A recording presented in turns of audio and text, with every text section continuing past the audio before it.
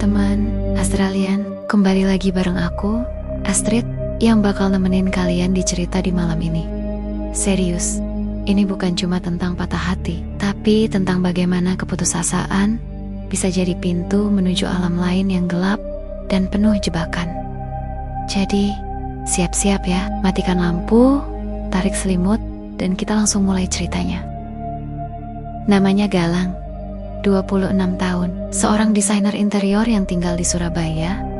Dari luar, hidupnya terlihat rapi dan keren, tapi hatinya porak-poranda. Baru seminggu lalu, tunangannya Citra, yang sudah ia pacari selama 5 tahun, memutuskan hubungan secara sepihak. Alasannya, Galang dianggap terlalu pasif dan gak punya rencana jelas soal masa depan mereka. Padahal, Galang sebenarnya udah menyiapkan segalanya, cuma belum sempat ia ungkapkan. Semenjak itu, hari-hari Galang seperti zombie, bangun, ngopi, kerja, pulang, nangis. Dan malam itu, tepat jam 2:11 dini hari, dia keluar rumah naik mobil dan nyetir tanpa tujuan. Udara Surabaya masih hangat, tapi dada Galang dingin, beku.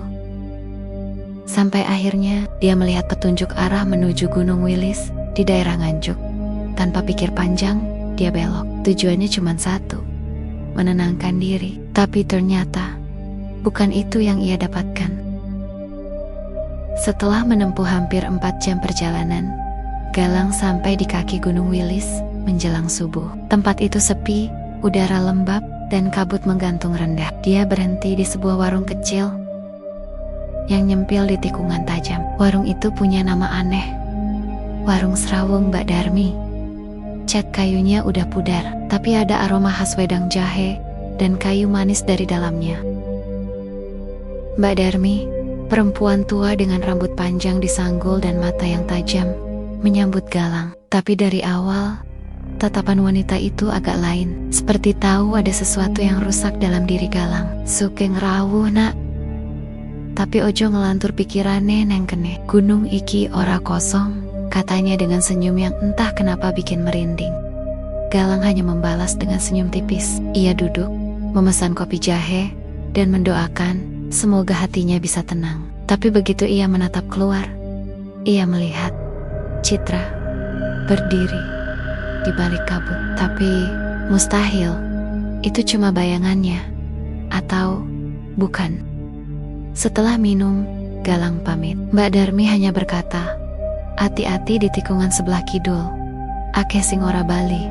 Don Banner." Tikungan itu memang dikenal warga sebagai tikungan tumbal. Banyak yang mengalami kecelakaan di sana.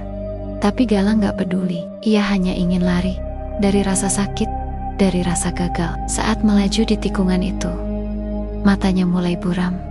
Bukan karena air mata, tapi kabut yang makin pekat dan suara tawa perempuan yang menggelegar entah dari mana. Di depan, sekitar 30 meter, muncul sesosok perempuan muda. Gaun pengantin putihnya robek, rambutnya menjuntai menutup wajah. Ia melambai pelan, lalu tiba-tiba menghilang. Galang panik. Ia injak rem mendadak, tapi ban mobilnya tergelincir, membanting ke kanan dan brak, mobil terlempar ke jurang sedalam 12 meter. Gelap, senyap, tapi Galang sadar ia bisa berdiri, tapi tubuhnya terasa enteng. Ia lihat mobilnya ringsek di dasar jurang, dan tubuhnya sendiri tak bergerak. Mata terbuka, tapi kosong. Galang panik. "Ini mimpi, aku mati." Tiba-tiba, suara perempuan dari balik kabut menyapanya. "Belum mati, tapi jiwamu udah kosong, kayak aku dulu." Galang menoleh. Sosok pengantin itu muncul lagi. Kali ini jelas, kulitnya pucat membiru, bibirnya pecah, dan matanya penuh dendam. Namanya adalah Raras, arwah yang meninggal di hari pernikahannya karena calon suaminya kabur. Sejak itu, ia menanti tumbal, khusus pemuda yang hatinya kosong karena patah harapan.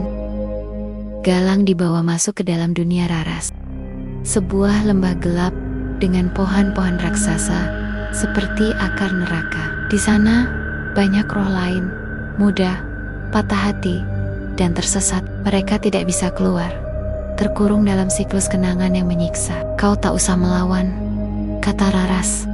Kau akan menjadi bagian dariku. Tapi Galang ingat ibunya. Suara doa ibunya setiap pagi, suara kakaknya yang cerewet tapi perhatian, dan satu pesan Citra sebelum mereka putus. Galang, kamu tuh terlalu nutupin semuanya. Kamu bukan robot. Kamu harus belajar terbuka. Galang menangis. Untuk pertama kalinya, dia benar-benar mengakui dia gak kuat sendirian. Ia bersujud di tanah gelap itu dan berdoa sepenuh hati. Sementara itu, di Surabaya, ibunya Galang, Bu Murni, bangun dari tidur dengan dada sesak. Ia langsung mengambil mukena dan mulai salat tahajud. Di waktu yang sama, seorang tetangga mereka, Mbak Nisa, seorang wanita muda yang dikenal punya kemampuan spiritual, mendadak gelisah. Ada yang nyangkut, Bu, katanya. Ia pun memutuskan untuk berzikir dan membuka mata batin. Di alam antara dunia, Galang melihat secercah cahaya muncul dari langit hutan. Raras menjerit. Cahaya itu membakar tubuhnya yang melepuh. Ia meronta, mencoba menarik Galang, tapi cahaya itu semakin terang. Aku belum selesai, jerit Raras histeris. Tapi doa Bu Murni dan zikir Mbak Nisa terus berdentum dalam alam gaib, seperti palu besar menghantam bayangan kelam. Akhirnya, Raras hancur menjadi kabut hitam dan menghilang. Galang terbangun di rumah sakit, tubuhnya penuh luka, tapi dia masih hidup.